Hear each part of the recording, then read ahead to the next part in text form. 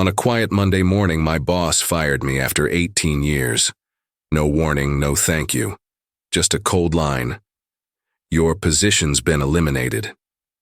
What he didn't know was that I'd already uncovered a multi-million-dollar fraud, and I still had the keys to everything. Stay with me, because this isn't just about getting even.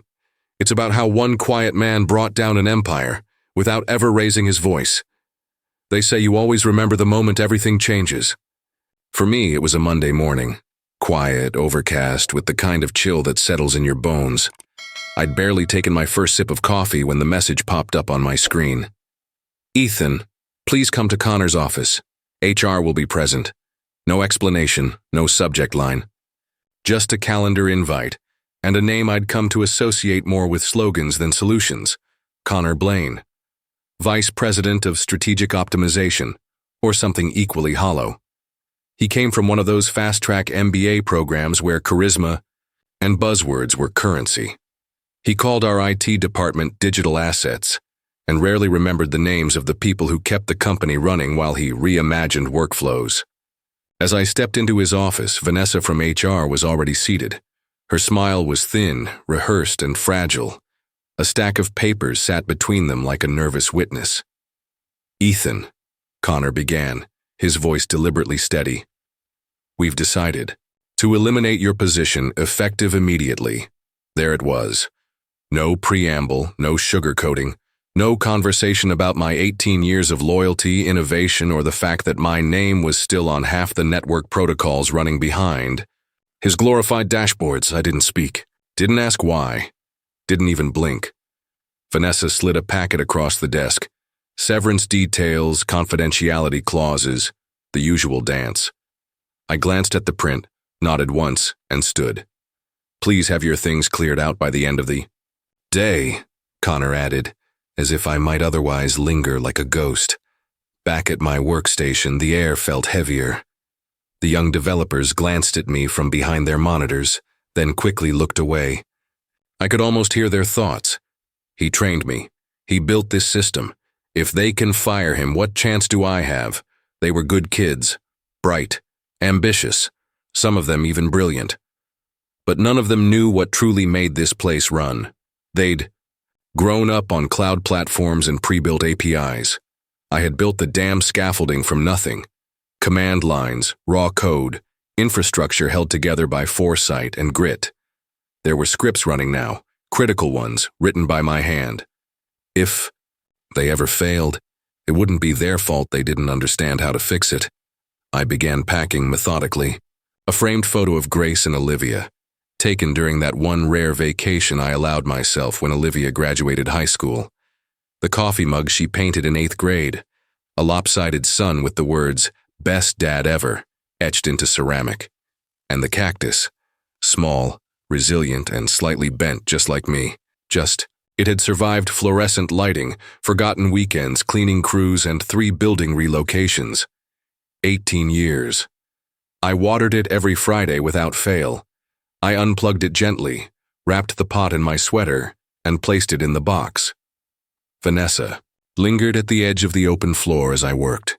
She didn't approach, but I could feel her presence like static. Connor never left his office. But I noticed when the blind shifted slightly, he was watching me go. No handshake, no parting words, just surveillance, fine by me. I scanned my ID badge one last time to log out. The plastic card had been reissued 6 times over the years, corners, bent, the lamination peeling slightly, but it had always worked. Today, the scanner blinked green. I dropped the badge into the tray and walked out. No goodbyes, no noise. Just quiet steps on commercial carpet and the low hum of machines I'd once known like family. Outside, the wind had picked up. The 12-story building behind me shimmered in glass and steel, a monument to everything corporate America admired. Sleek, cold, replaceable.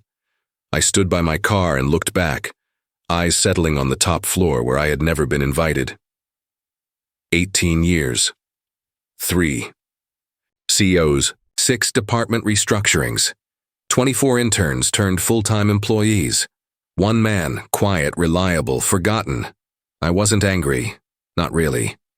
Anger is for people surprised by betrayal. I was something else, because while they assumed they'd, cut loose a relic, a man too old to matter, they had overlooked the one truth that mattered most. I had built the system. I had mapped every process, hidden every redundancy, secured every access point not just for functionality, but for accountability. And I still had the keys. As I sat in the driver's seat and gently placed the cactus in the passenger side, I allowed myself a small, silent breath. Not of relief. Not of victory. Of anticipation. Because what they didn't know was that this story wasn't over. It hadn't even begun. Before the layoffs, before the rebranding campaigns, before Solstice Dynamics became a name tossed around at tech conferences, in Silicon Valley, we were just 23 people crammed into a 2-story office space next to a strip mall. Back then, there was no talk of cloud strategy or digital ecosystems. We had wires running under carpet tiles and servers that whined like dying dogs when the AC went out. I was the guy who made things work when everything else failed. Someone's machine wouldn't boot? Ethan, someone deleted a whole database? Ethan, Wi-Fi down in the middle of a client demo? You get the idea. I never asked for praise, never needed it. The systems were my legacy, and like any good system, their success was in their silence. 18 years. Most people don't stay in. Marriage is that long anymore. I stayed. I stayed through 3 buyouts, 2 server room floods, 1 embezzlement scandal that would have sunk us if not for the compliance protocols I implemented overnight. I stayed even when the CEO forgot my name during a quarterly town hall and referred to me as the back-end wizard. I stayed because something in me believed in what we were building. Because I remembered what it was like before. It was Olivia, who reminded me of that first year. She was only 4 when I joined Solstice.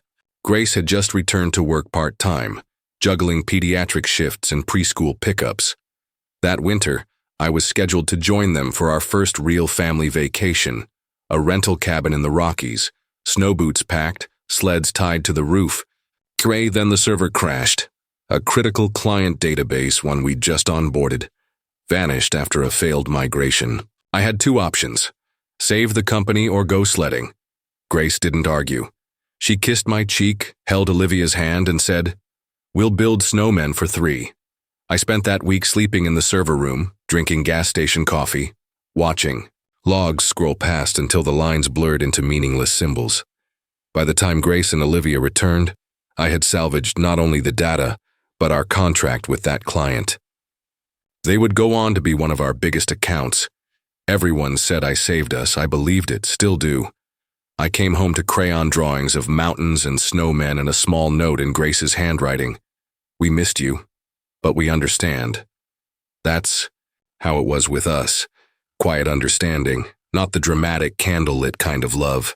Ours was built on coffee left by my keyboard and dinner reheated without complaint. Olivia grew up walking the data center floors with me on weekends. She knew the difference between Cat5 and fiber optic before she could spell algorithm. Grace would bring lunch when I pulled holiday shifts, lasagna in glass containers, warm hugs in sterile spaces. For a long time, that was enough. Then came Connor Blaine, MBA from somewhere expensive. A firm handshake and 2 white teeth. He introduced himself to the IT team as a big believer in lean systems and smart people. The next week, he referred to us in a meeting as technical assets. I remember the first time he called me Mr. Reed. Formal, distant, but with a tilt of politeness that suggested I belonged to another era. Connor didn't understand infrastructure. He understood dashboards. He liked metrics, slide decks, acronyms. Every problem had to be productized. Every improvement scalable. I tried to bridge the gap at first. Invited him to walk through our architecture, to understand the layers built through years of adaptation. He smiled, nodded, and said we needed to future-proof. He didn't mean evolve. He meant erase. New hires arrived with modern titles: cloud engineer, DevOps specialist, digital transformation analyst. I didn't mind. Evolution was natural, but something in Connor's approach felt off. Too sleek, too quick, as if he wanted to skip the middle parts. I kept my head down, trained the new kids, fixed what broke, updated the documentation religiously. I'd long since learned that real security wasn't in firewalls, it was in clarity, in knowing where things began and how they could end. Every morning I scanned into the building with the same ID badge I'd had since the early 2000s. The original laminate had long since peeled away. I'd taped it back together 5 times, and the edges were so worn the barcode had to be manually keyed in at some doors. But it worked, like me. Or so I thought. Those nameless years, where time blurred between deployments and disasters, made me who I was. I didn't need titles, didn't want a promotion. I just wanted to build something that lasted. What I didn't realize, what none of us realized, was that the foundations we were laying were being quietly torn up behind us. One silent Monday, I'd learned just how deep those cracks ran. It didn't happen all at once. That's the trick of it. Real change rarely announces itself with a bang. It arrives slowly, like water rising in a basement. You only notice when your socks are already soaked. The first shift was subtle. A flagged login that shouldn't have required approval. Then a script I'd written to monitor resource allocation. Through an error, not because the system was broken, but because someone had edited the permissions table. Just a line or two. Easily missed. I chalked it up to restructuring. New people meant new habits, and I'd trained most of them.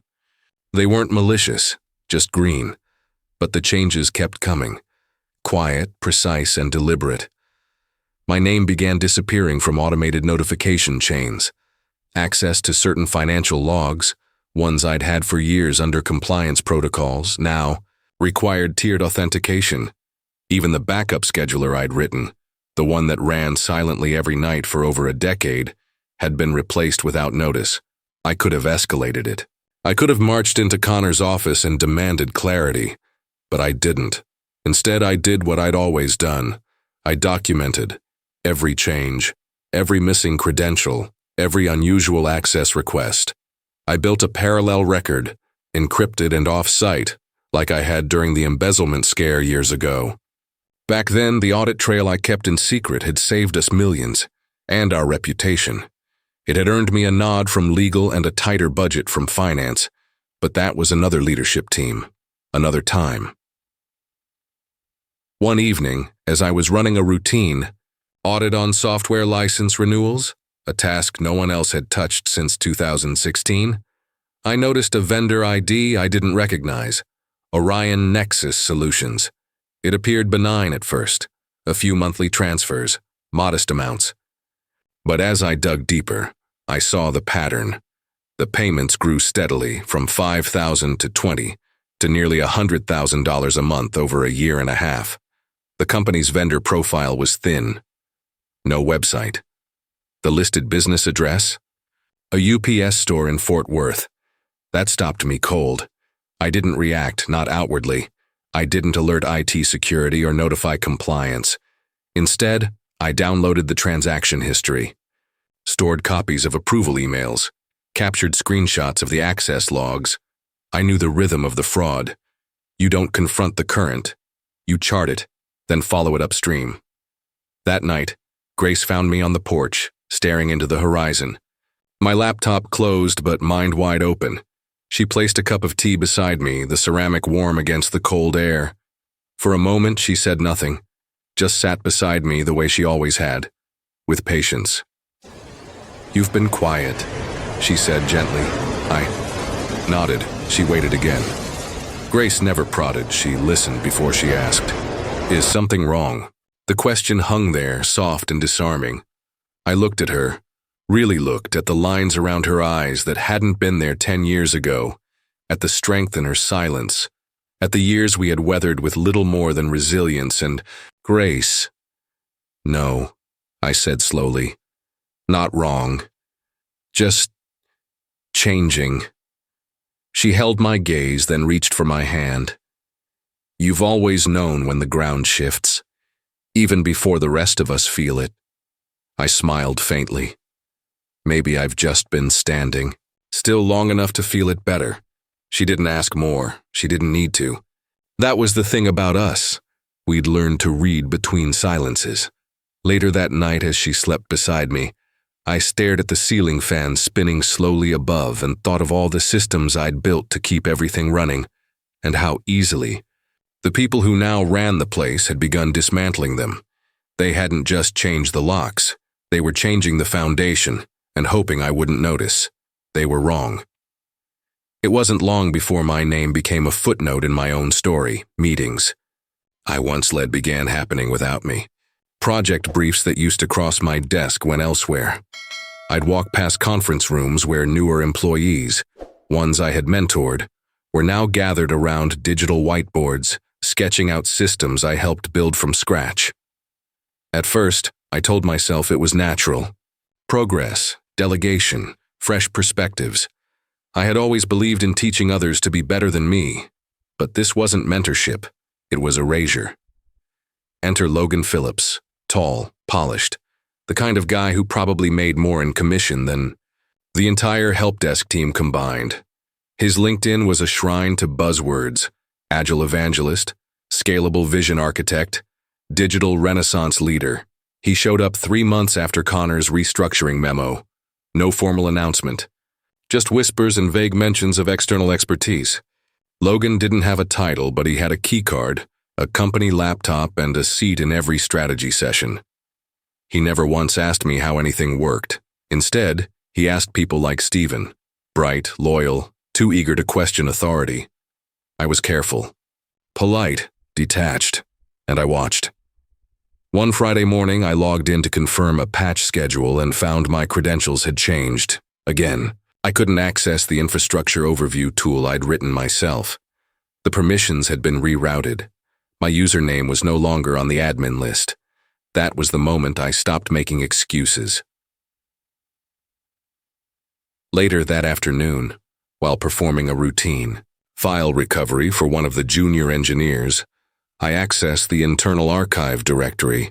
Buried there, misfiled, or perhaps forgotten, was an early draft of a reorg chart. It was clean, crisp, official-looking. My name wasn't on it, not reassigned, not demoted, just gone. They weren't phasing me out. They'd already done it. That night, I sat in my home office long after Grace had gone to bed. The house was still, the soft hum of the refrigerator in the background the only noise.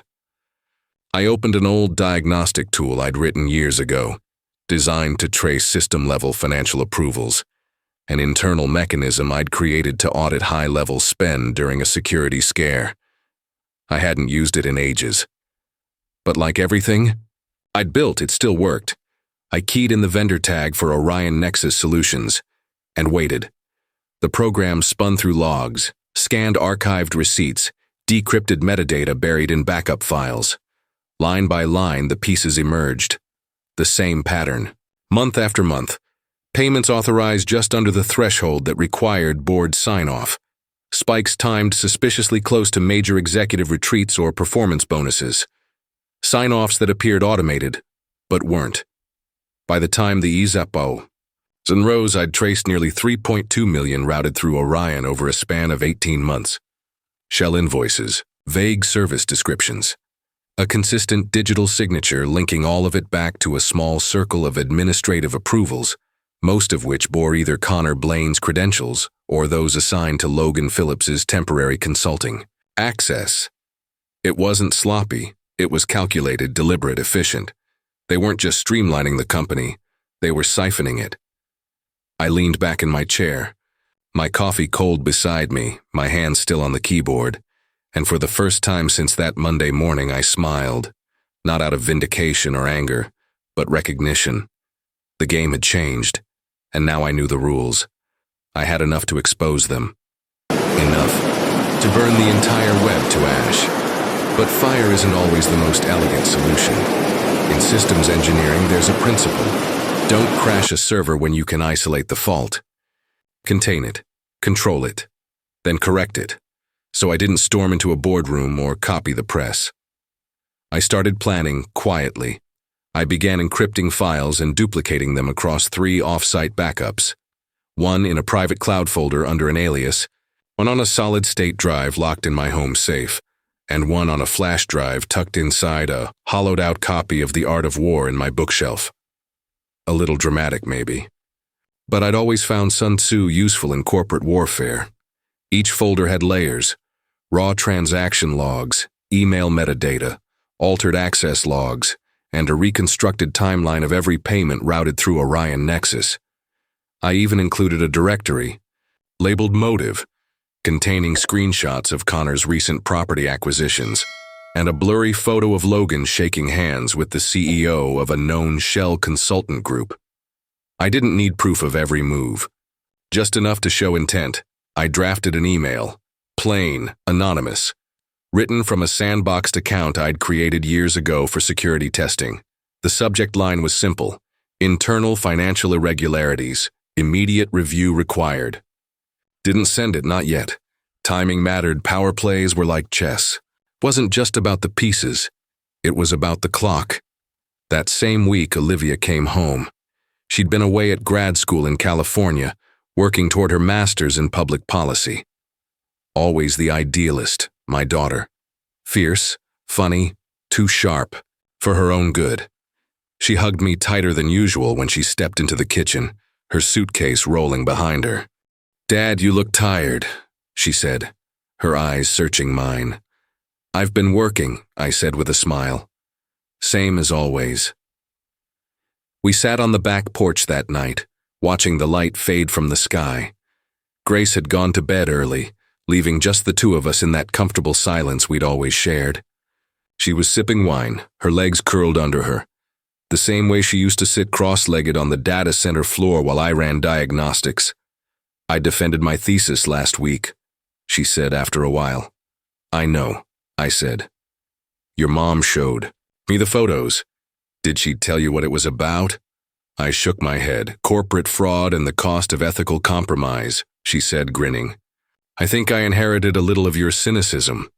Hopefully not all of it." She looked at me then, really looked. "You know, Mom always says you've been the quiet anchor in this family. But for me, you were the compass." I felt something tighten in my chest. "You've always done the right thing," she continued. "Even when it cost you, that's why I wrote my paper. Because you showed me that integrity matters, even when no one's watching." I couldn't respond. Not with words, because she didn't know that her father had become the watcher, that I was standing at the edge of something that could collapse careers and reputations, and possibly my own safety. But hearing those words from her, in that moment, gave me something I hadn't realized I'd lost. Permission. To be who I'd always been. To act, not out of vengeance but conviction. The next morning I returned to my desk. My official company credentials no longer worked, but that didn't matter. I had built the backdoor redundancies myself. They were never about secrecy. They were about safety. And now, safety meant oversight. I retrieved more logs, mapped more, accessed timestamps, traced subtle changes made to internal documentation, versions overwritten seconds before being exported for audit. Bit by bit, I pulled the thread, and the system began to unravel. No noise. No alarms, just silence, precise, surgical.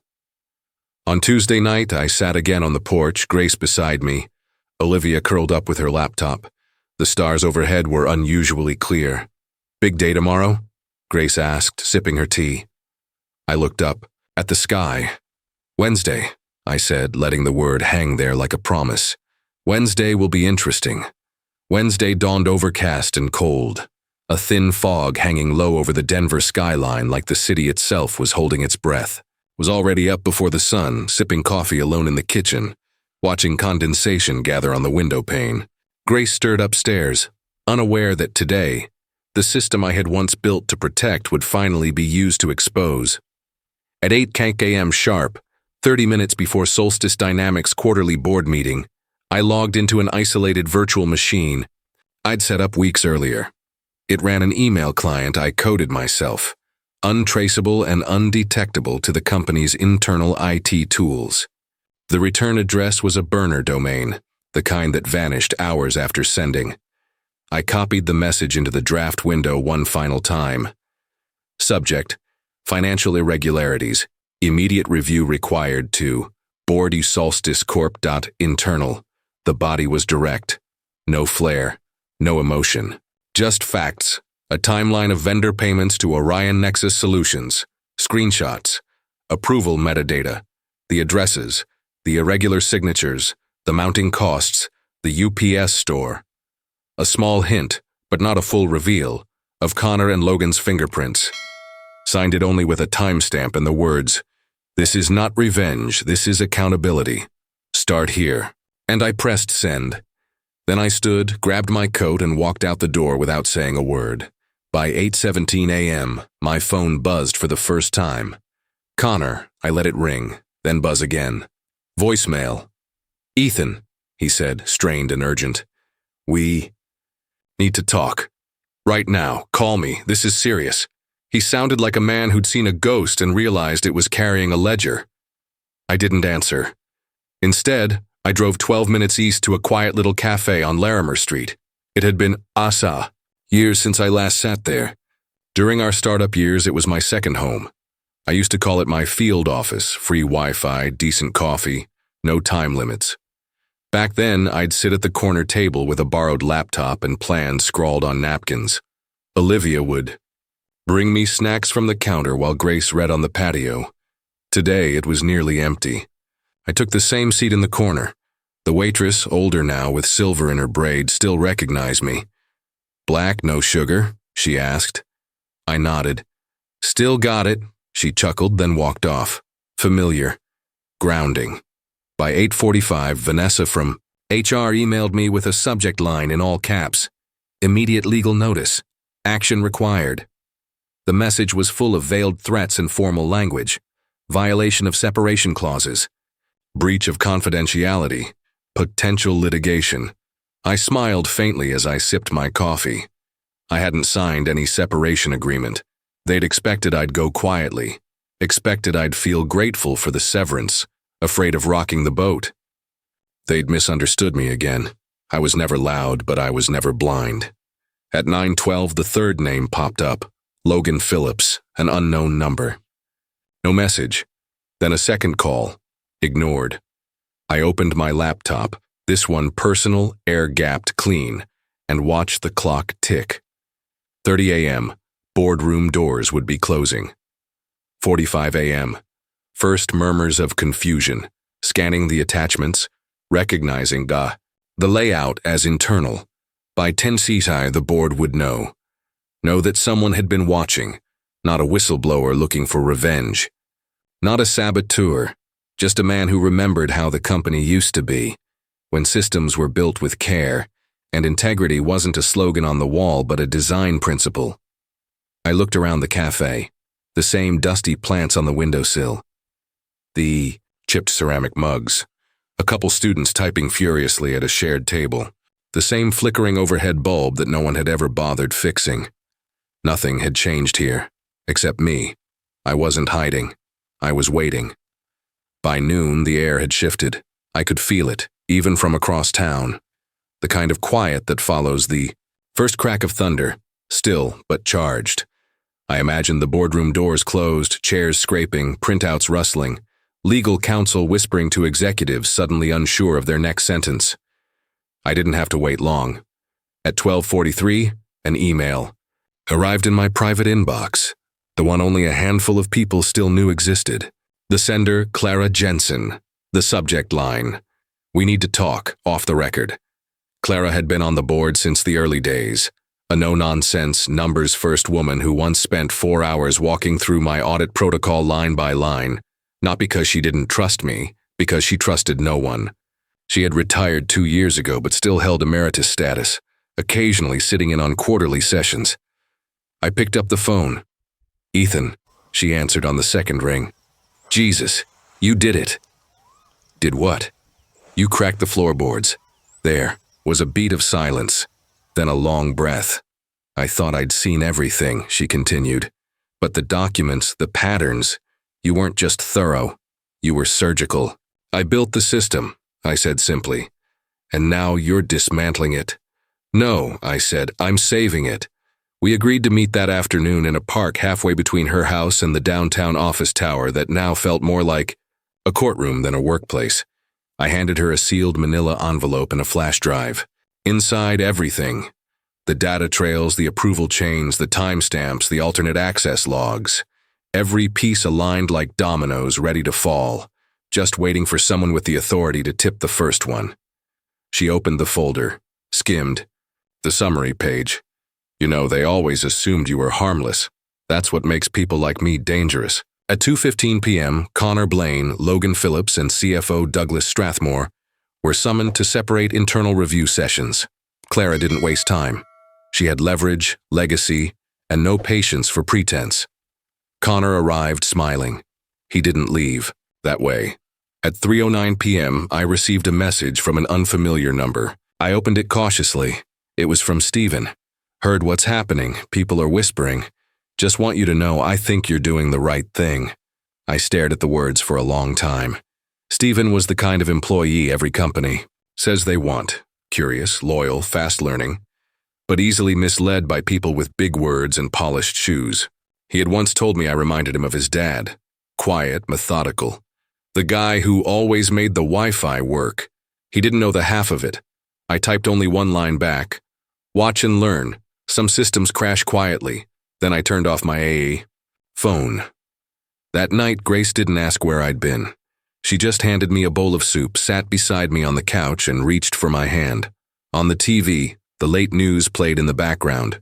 No names yet, just a scrolling headline. Solstice. Dynamics under review for financial discrepancies. Sources indicate internal report sparked emergency inquiry. I sipped my soup, warm and steady. The wind had shifted, and the storm was coming. By Thursday morning, the headlines were no longer whispers. Executive shakeup at Solstice Dynamics, amid financial scandal. Anonymous tip sparks internal crisis. At leading tech firm, no names. Not yet. But inside the company, everyone already knew. By mid-morning, the board had called for an emergency session. Closed doors, armed with documents that had once been invisible, now undeniable. The CFO cracked. First, Doug Strathmore wasn't built for pressure. He'd survived the industry on networking and plausible deniability, but data doesn't bend to narrative. When confronted with the sequence of payments, the mirrored invoices, the time-stamped authorizations, he folded. Connor signed off, he said, hands trembling. He said it was optimized vendor routing, said it was above board. He tried to reframe himself as the fall guy, the deceived middleman, the dutiful soldier, but the numbers didn't care, neither did Clara Jensen. Connor, on the other hand, refused to speak at all. Advised by counsel, he stayed silent during the session, blinking slowly behind horn-rimmed glasses, his tie looser than usual. He looked like a man suddenly aware he was no longer the smartest in the room. Logan never showed. By noon, he'd vacated his hotel room. His corporate laptop was missing, his consulting agreement void. He locked his credentials retroactively, but by then he was already on a plane to Miami. They didn't need to chase him. They just needed to follow the trail. At 1:15 p.m., I received the call I had expected but didn't look forward to. Mr. Reed, the voice on the other end began carefully. It was the interim COO, someone I had seen in passing over the years but never really spoken to. The board would like to formally invite you back. We understand the circumstances of your departure were complicated. I didn't reply. We'd like to reinstate you in your previous role, with an enhanced compensation package and a direct line to executive leadership. Still, silence. Ethan? I'm not interested in going back to the old system, I said finally. The one that allowed this to happen. There was a pause. What are you proposing? I want complete oversight of internal security and information governance, I said. Independent of the CEO, direct reporting to the board. My own budget, my own staff. That's highly irregular. So is laundering $3.2 million through a shell company, I replied calmly. Another silence. Longer. This time, I'll need to speak to the board. You have until noon tomorrow, then I hung up. That night, Grace and I took a walk through our neighborhood. It was the first time in months I'd felt the weight ease off my shoulders, even slightly. As we passed the old pedestrian bridge overlooking the creek, a bridge half torn down with scaffolding erected beside it, I stopped and stared. You okay? Grace asked. Yeah, I said quietly. Just thinking about structures, what fails, what holds, what needs to be rebuilt. She nodded. You've always known when to let something fall. I looked back at the bridge. The old supports were cracked and rusted. The new beams beside them were clean, strong, different. They'll get it right this time, I said. She squeezed my hand. So will you. At 11:52 a.m. the next morning, my phone rang. They had accepted every condition. The board wasn't just reacting, they were surrendering the board. The security guard looked up from his monitor, blinked twice, then stood. Mr. Reed. It had been months since I last stepped into the building. The badge they printed for me that morning had a new title beneath my name, Chief Information Integrity Officer. The elevator chimed open, smoother and quieter than I remembered. I stepped in and pressed the button for the executive floor.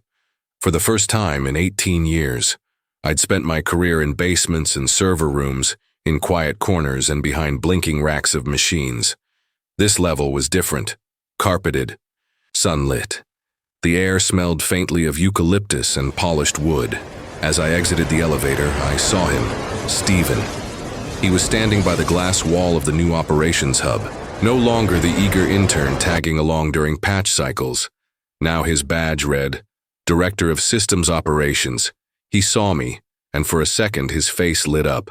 Not with fanfare, but something quieter. Respect. Welcome back, sir, he said, holding out a hand. I shook it. Drop the sir, Stephen. You've earned the right to stand beside, not behind. He smiled and nodded. We've been waiting for this.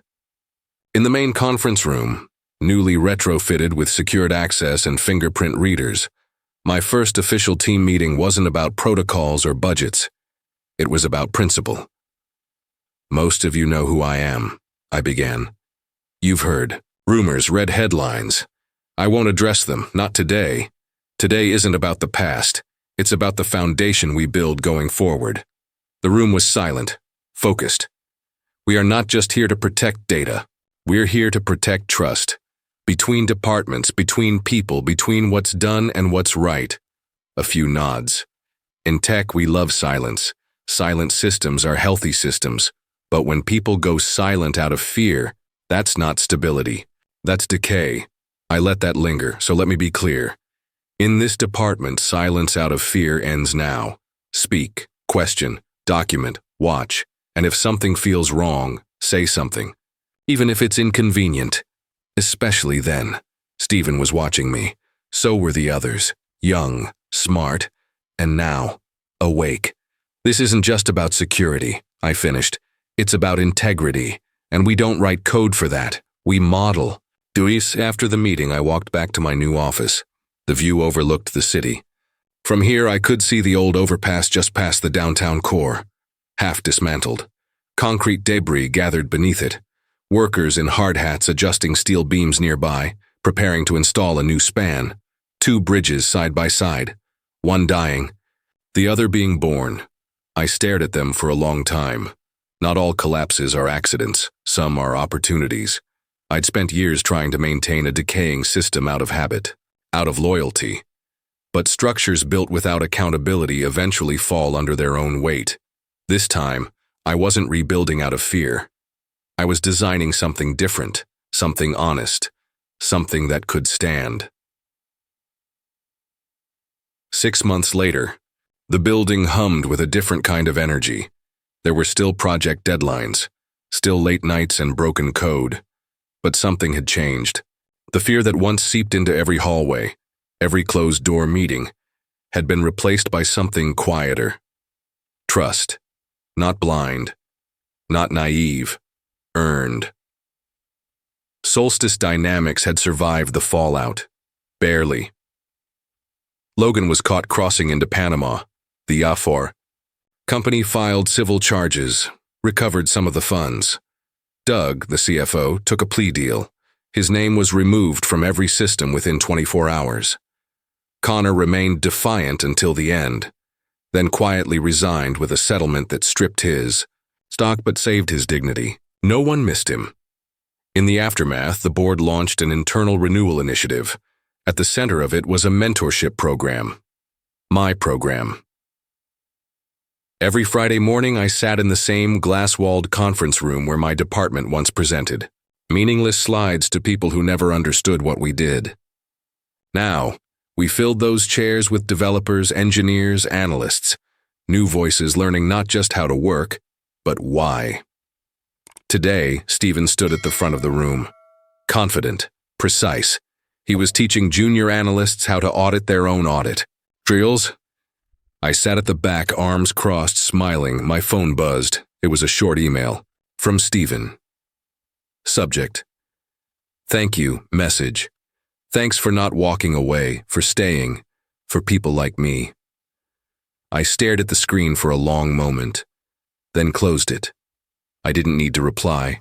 He already understood. That afternoon, I shut down my system. Early, I passed the same server rooms I'd walked through for nearly 2 decades.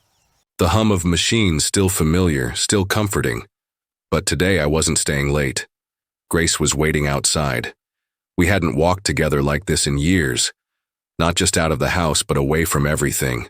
No phones, no postmortems, no systems talk. Just 2 people, walking quietly through a city they'd built a life in. We stopped at a small park downtown, the one where Olivia used to chase pigeons and beg for ice cream. Grace tucked her arm into mine. "How was your week?" she asked. I thought about that for a second. "Quiet," I said. "In a good way?" she smiled. "It's nice, isn't it, when quiet doesn't mean something's wrong." We sat on a bench, no urgency, no weight. Across the street I saw the new bridge, finished now, sleek, strong, not grand but honest. The old one was gone. Nothing left but a patch of grass and a sign, "Rebuilt with integrity." I looked back at Grace. "I didn't want revenge," I said quietly, more to myself than to her. She looked at me, waiting. I just wanted to build something they couldn't tear down with greed. She didn't answer. She didn't need to. She just took my hand, and together, we watched the wind shift.